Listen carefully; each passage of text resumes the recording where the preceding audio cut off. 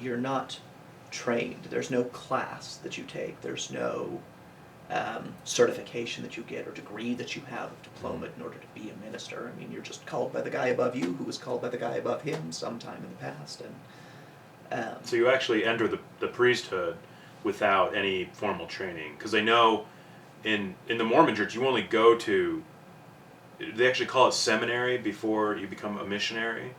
So seminary is a young adults class.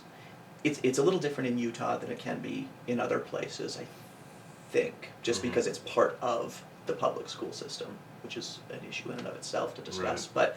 But it's part of the school system. So in 9th, 10th, 11th, and 12th grade, you go through male or female in order to discuss, and they dedicate 1 year to the Book of Mormon, 1 year to the Old Testament, 1 year to the New Testament, and then 1 year to the extended Mormon literature, the Pearl of Great Price, and the Doctrine and Covenants.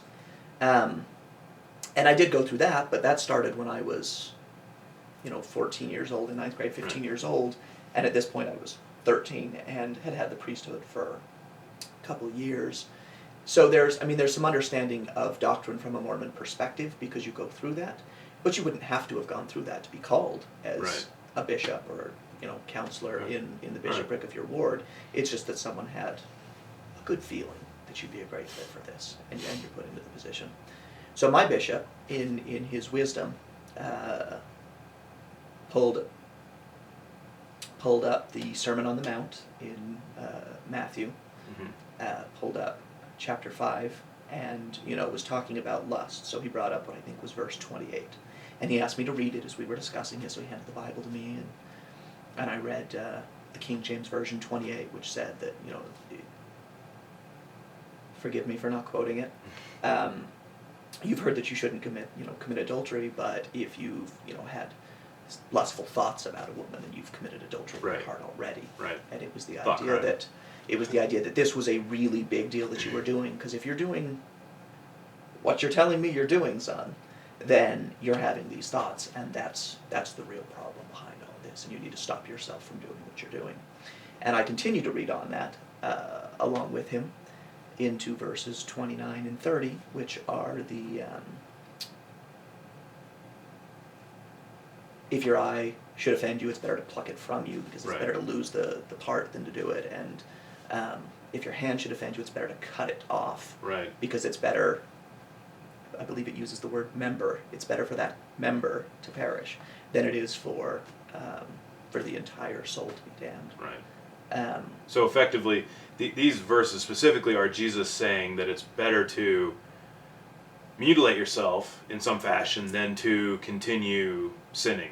Yes. Because the sin, certainly, it's harmful to lose a hand, but a hand that causes you to sin can send you to damnation. That's basically what the verse says. Yes. And I was fortunate in the fact that I didn't cut my hand off. I still have both of them, and excited about that.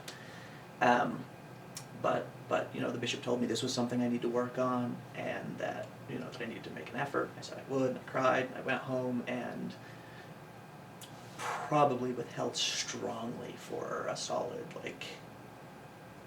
day and a half. I don't know how long it was, but it was a short amount of time. Yeah. With these verses rolling around. This is a man that's called. He's inspired. He knew where to point me. He knew what I was supposed to know in order to address the things I was dealing with. And so the next time I found myself as a young man with my penis in my hand, I did what I thought was best, and I broke it in two. It doesn't break off, of course. Right. There's still skin holding things in, but that spongy stuff inside, once erect, can be broken. The membrane. So I did that, and it was very. So you literally very just painful, with it bruised. in your hand, you just. Yeah, it's. Take a pencil and break it. It required both hands. It was very, very aggressive and very physical and very angry, because I was mad at myself for giving in after I'd had this talk and wasn't supposed to be doing this. And was better for that member to perish than it was for me to be damned. So I did that. And I never told anyone as a child. I mean, No one knew. I mean, you didn't like walk funny or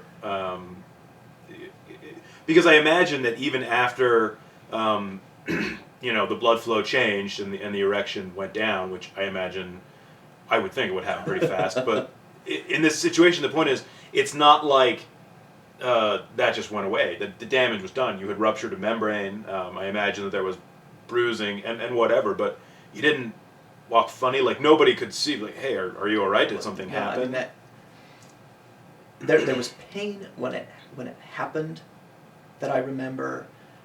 There wasn't a lot of pain after that. I mean, there was a huge amount of emotional pain having hurt myself, but there was not physical pain for the most part after that until things started healing themselves. Mm-hmm. So you can look up Peyronie's disease online on the Wikipedia. Just don't do it at work because there are images there to describe what's going on. Right. But medical images, I should hope. Yeah. So you never know with Wikipedia.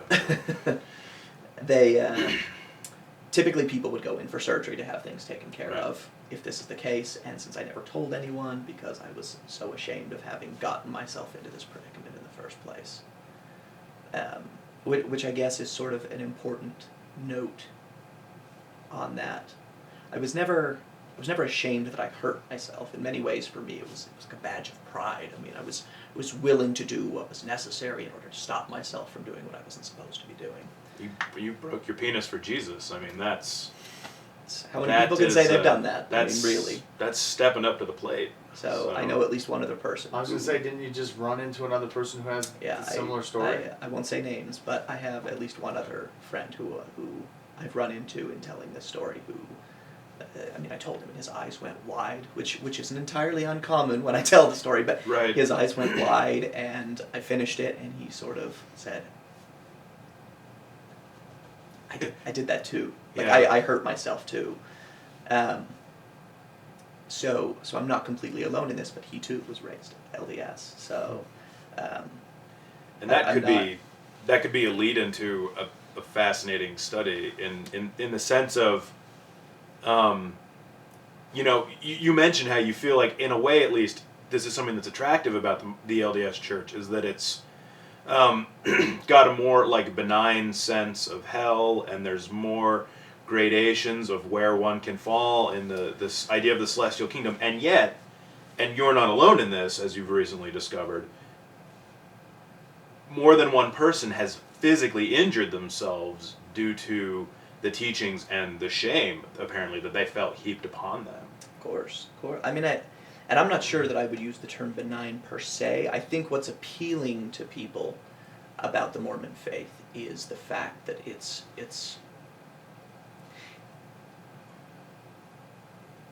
designed in a more modern time. I mean, Mm-hmm. we're quickly moving away from that idea that it was a more modern time, but more modern certainly than 2,000 years ago, Sure. or even Martin Luther, but more modern nonetheless. And I think one of the things that appeals to people is that it's written to address more modern issues, more modern Mm-hmm. concerns, present things from a more modern perspective. And so a lot of those very outdated, very sort of dark ages ideas of hellfire and damnation and things like that are sort of brushed aside for the more warm, lovable Jesus that we like to believe in Right. modern culture. So Jesus. people can embrace that idea and I think make that part of themselves. But I don't think that telling someone that you're inherently evil, you're going to do bad things, you're the reason Jesus was punished and suffered, crucified and hurt and all those things, I don't think any of that becomes less painful or less hurtful or less aggressive Sure. because of that. I mean, it's still there. It's still a major issue. It does seem, though, that it's weird that it has the same kind of feel as Catholicism does as far as like the guilt and things like that, but it's without that threat of hell, which is kind of a Yeah, it sounds like dichotomy. instead of the threat of hell, there's this because you've talked about how your father felt like he did everything that was required of him, and yet his family still fell apart, and he stopped going. It sounded to me like out of shame, and then it sounds like you did this to yourself out of a sense of shame, out of this social expectation that you were not meeting. It was required of you to be in the priesthood and to be above certain things, which I think is a lot to ask an 11 or 12-year-old to take upon themselves. And that was without sort of this guilt and hellfire idea. There was still this impetus to hurt yourself in a way that can be pretty severe. Was very severe. And it's funny the way things are presented. It's not that you'll be damned. There's no fear for yourself. Mm-hmm. When I was in seminary, one of the big concepts, I think, religion in general, but I think that was very impressed on me when I was a young Mormon kid, was the idea of a personal relationship with Jesus. I mean, Mm-hmm. you have a personal relationship with your imaginary friend. And it's portrayed as a friend. Along with that, when I was in seminary, I remember being told not just that, Jesus suffered and died for your sins, for all men's sins. The way that it was portrayed to me was that Jesus suffered for your sins, and then he suffered for your sins, Mm-hmm. and then he suffered for every single person's sins he had to deal with and suffer for. And he suffered on the cross, and then he suffered in Gethsemane on an emotional level where he bled from every pore, and all of that was. So I've never heard that reference before. So this may be more of a Mormon concept. I'm in many ways often less involved with traditional Christianity, but so the stories that was always portrayed to me when it was about this is that before Jesus was sold out by Judas, there was a point where he was in the Garden of Gethsemane and prayed about the whole thing before he was going to go be crucified. Mm-hmm. And at that time there was a huge amount of suffering. It was presented to me as a greater suffering than the physical pain of being crucified. Right. The anticipation is always worse, is the idea. There's a story in the gospel where Jesus goes to the Garden of Gethsemane and sort of agonizes about what he knows is about to come, Mm-hmm. which is the scourging and the being led up to the hill and crucified and, Mm-hmm. and all that. And even some Christian doctrines think that part of the death and redemption is that for 3 days when he was dead, he was in hell. And that's not, I don't actually know how widely accepted that is, but I know that I've heard that before. So there's a sort of this completeness of suffering kind of a thing. Well, and in Mormon doctrine, the crucifixion was not a suffering for your sins. It was physically dying to overcome a physical death so we could be resurrected. But in the Garden of Gethsemane, when he was praying about the whole thing and doing that, that's when he physically felt all the guilt. This is how it was told to me. It physically felt every single bit of guilt and sadness and hurt and pain and everything that sin has caused, or that you felt or had to deal with because you've sinned or someone else has sinned, whatever. He had to suffer all of that for every single person who ever lived and ever will live all at once.